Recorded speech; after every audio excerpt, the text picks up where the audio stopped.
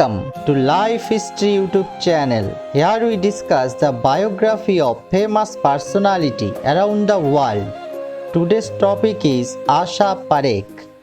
Asha Parekh was born in a middle-class Gujarati household to a Hindu father, Pranlal Parekh, and a Muslim mother, Sudha Parekh, on October 2, 1942 in India. Since she was a child, she became the center of her parents' life. Her mother enrolled her in a classical dance classes at an early age, and Asha excelled at dance to the point where she performed at stage shows.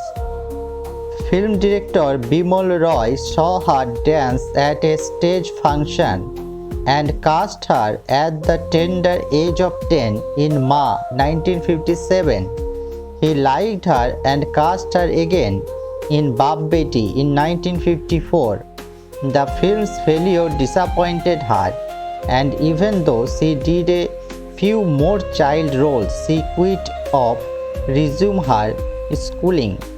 At 16, she decided to try acting again and make her debut as a heroine, but director Bijoy Bhatt fired her from Gunj Uthi Sehnai in 1959, claiming she was not star material.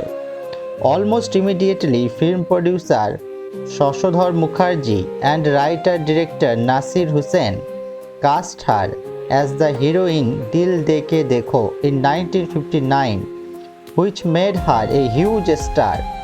Shami Kapoor became her favorite hero and friend, and they starred in 3 more films, the most famous being the murder mystery Tisri Manzil in 1966.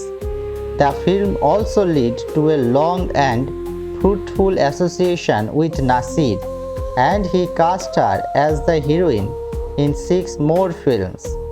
Her fame gave her enough leverage to get producers to hire her mother Sudha Parekh to design her costumes for most of the films that she starred in. That surrounded her was that she was generally considered a glamorous dancer and not a serious actress until director Raj Khosla cast her in the tragedian role in the hit film Do Badon in 1966. The truth was, director and audience knew early on that she had genuine acting talent. She won the Gujarat State Award for Best Actress for her first Gujarati film Akhanda Subhogati in 1963, and she easily compensated for non-actors like Joy Mukherjee and Vishwajit in Hindi films, while holding her own against acting giants like Ashok Kumar. Important directors were casting her and repeating her in their films, but Asha also brought out jealous from her female co-stars.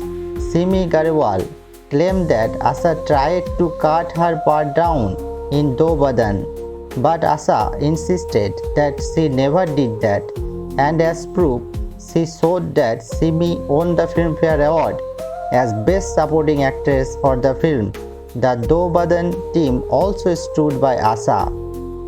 Although Asha earned the title Jubilee Girl because of the continuous starring of box office hit success such as Jiddi 1964, Sikar 1968, Aa Milo Sajna 1970, she also hit a rare bump with Raj Khosla's Chirag, Mera Gaon Mera Desh in 1971. However, success brought controversy. Once again, a female co-star claimed Asha cut her role down in the film. This time, Asha confronted Lakshmi Chhaya directly and told her to think before she spoke, as Padma got twice the number of songs than Asha did. Mere Gaon Mera Desh, Aruna Irani, Caravan in 1971, Shakti Samanto's Kati Patang in 1970 Filmfare Award.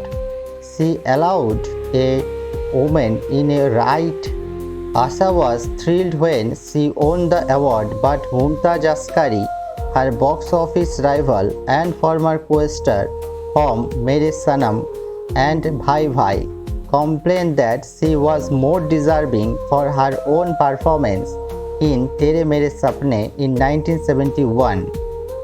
Asha was hitting the heights of fame and glory even though she was now 30, an age where heroines normally would pack it in. Heroines like Hema Malini and Jinat Aman got those roles and now ruled the roost. Asha focused on her distribution concern, which she had started with Nasir Hussain when he directed her in the film Baharo Ke Sapne in 1970 and would continue to do so for 20 more films.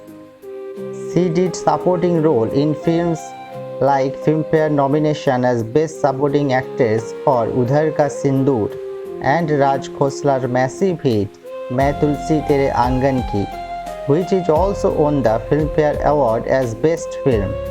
But the rest of her supporting roles as mother and bhabhi disappointed her, with the exception of the strong performance in Hatiyar 1989 and the Gujarati film Kalbhadu in 1977.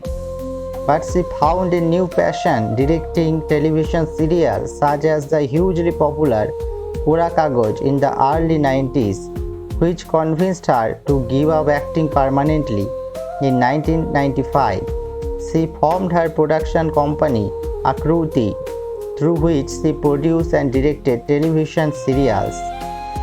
Achievements Award in 2002 Filmfare Lifetime Achievement Award. After she mother's death, she sold her huge bungalow and moved into a smaller place to take care of her ailing father until the passed away.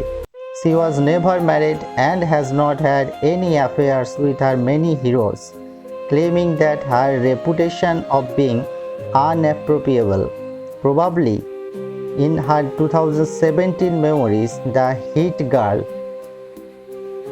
Asha decided to devote all her time to her hospital and other humanitarian efforts. She also had set up a dance academy, Kara Bhavan, which has produced many skilled and talented dancers. For several years, she served as a judge on talent shows on television. She also kept up with the times by having her official Instagram account. She turned 80 in 2022, but age has not slowed her down as she traveled from India to USA to collect a Lifetime Achievement Award at a film festival. Today, Asha says that she is very flattered to know that she has fans all over the world.